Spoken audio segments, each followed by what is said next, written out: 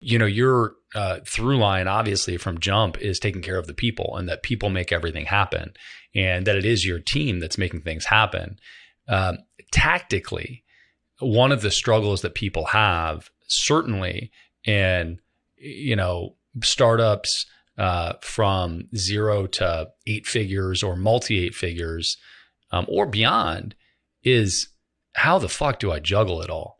And sometimes those things as CEO feel like they're not as productive as quote unquote productive as the things that actually quote unquote get shit done.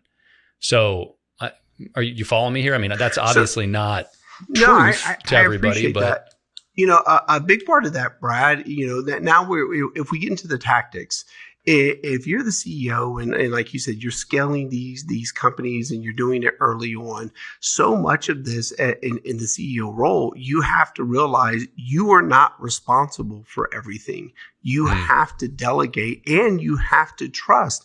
Even this, and this is one of what I have seen is one of the hardest things for a lot of CEOs. Even if you see someone about to drive off the cliff, sometimes you got to let them drive off the cliff. Now, not to the point where it's going to be to the detriment of the company, but if it's something that's going to sting the hell out of that person, that's where the learning lessons happen. You can't, but much like your kids at home, you can't be there 24/7 to, oh my God, get off the couch. You're going to fall. You're going to bump your head. And you're one of those helicopter parents. You can't be a helicopter CEO. There are things that have to be learned within the organization that you may know the answers, but you cannot be in every single meeting taking care of every single aspect of the company. So a big part for me, Brad, you want to say the tactical part, teaching, coaching, and mentoring. I refuse to say training. You want to train, go to the gym, train your body, train a dog, train a horse. But I teach, coach, and mentor, and so much of it is by way of my mistakes. I say, okay, hey, here's what I did when I was the president of a software company. I made this major mistake. 90% of when I teach, coach, and mentor, it's through the mistakes that I made. So I'm constantly looking at how can I share more of my mistakes, my lessons learned. Matter of fact, we use Slack as an internal communication tool. We even have a channel called Lessons Learned, to where when someone learns something, they can share it with the rest of the organization. So because I'm big on how do you take your knowledge and share it across a ton of people so we can all grow together.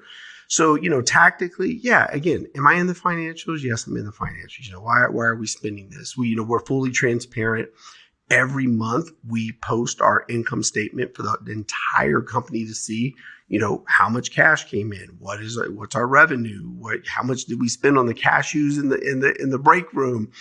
They can see everything. Our salaries are transparent. Everyone knows what I make. Everyone knows what everyone else makes. So we're 100% transparent. So again, man, to me, those are very deep culture things. What that eliminates is people standing around like, well, I wonder what Brad's making.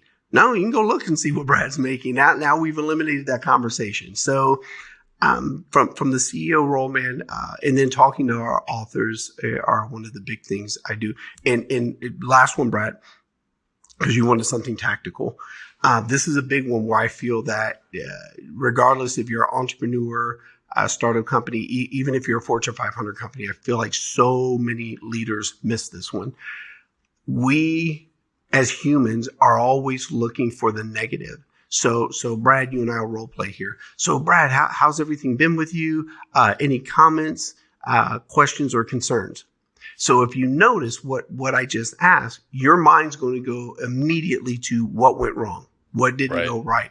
So I flip it around and I go with what I call the 3 C's: comments, concerns, compliments. The reason why I end on compliments is because I want to take your mind to a place of what went well. What did we do that really stood out for you? Because here's the thing, Brad, you and I both know, if we fucked up, you're going to tell me. I don't need to take you there. You're going to tell me. But where a lot of companies drop the ball, we're so busy trying to find out what we fucked up, we forget to ask, what are we doing great so we can continue to enhance that? And that's where I feel like so many leaders, companies really miss that opportunity to find out, what are you doing great?